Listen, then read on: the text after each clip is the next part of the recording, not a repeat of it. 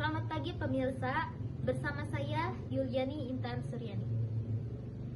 Kesadaran demokrasi merupakan kunci keberhasilan masyarakat terhadap hak dan kebebasan berpendapat. Oleh karena itu, saya ditemani oleh saudari Mamat Wahyu, yaitu seorang pemuda yang aktif di bidang organisasi. Kali ini saya akan menjelaskan tentang apa itu kesadaran demokrasi. Apa tujuan demokrasi di bidang organisasi Anda? Ya, pertama-tama untuk tujuan saya mengikuti organisasi adalah agar bisa lebih aktif dalam hal mengekspresikan diri terhadap kebijakan-kebijakan yang ada di negara kita ini. Pemuda itu harus aktif untuk aktif untuk beraspirasi, aktif untuk berpendapat, aktif untuk mengkritik hal-hal positif, untuk dalam hal ini mengkritik itu tidak arogan, tidak negatif. Pada hal ini mengkritik itu kepada hal positif untuk kemajuan bangsa ataupun daerah kita sendiri. Kemudian menurut Anda, siapa aja yang harus terlibat dalam demokrasi itu? Ya, kalau menurut saya sih semua warga Indonesia juga sih patut untuk terlibat ya dalam demokrasi ini. Karena kenapa harus bisa campur tangan lah istilahnya, campur tangan masyarakat, turun tangan terhadap demokrasi ini ya. Karena pemerintah maju atau tidaknya ya adanya di masyarakat.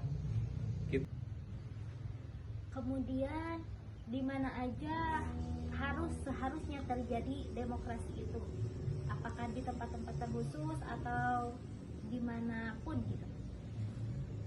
Untuk demokrasi bisa dilakukan di mana saja ya. Contoh kecilnya bisa seperti di tingkat RT, seperti pemilihan RT, atau ke atasnya pemilihan RW, ke atasnya lagi pemilihan desa. Karena itu masyarakat sangat kemungkinan wajib ya, saya mengatakannya wajib untuk partisipasi ya dalam hal-hal seperti itu, karena itu menyangkut kemajuan. Kemudian kan tadi udah ya disebutkan kapan itu dilaksanakannya, kayak bisa pemilihan RT ya seperti itu. Kemudian sekarang pemilihan apa? Pilkada. Iya, pilkada. Itu berarti waktu-waktunya ya. Ya. Oke. Kemudian lanjut, mengapa pemuda harus berkontribusi tentang kesadaran demokrasi itu?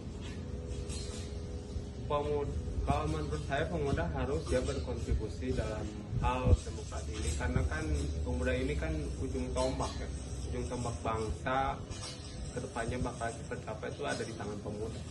Seperti demokrasi ini sekarang kan nantinya yang bakal meneruskan estafet keberlanjutan pemerintahan di daerah maupun di tingkat nasional itu ya pemuda sekarang. Terima kasih, bagus sekali.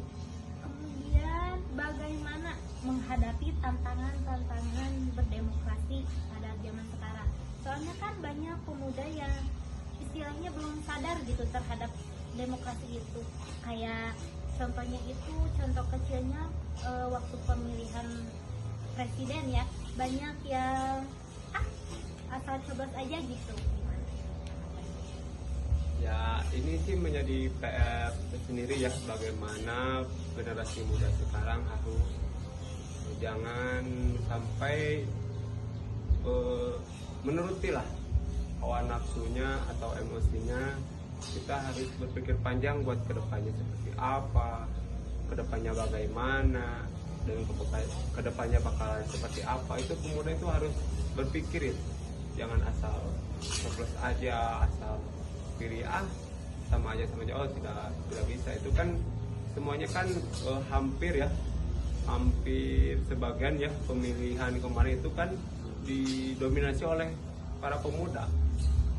Dari penjelasan beliau tadi, intinya yaitu pemuda itu harus turut serta dalam kesadaran berdemokrasi ini, karena pemuda merupakan harapan generasi selanjutnya untuk meneruskan demokrasi yang adil, jujur, dan makmur. Terima kasih, sekian, sampai jumpa.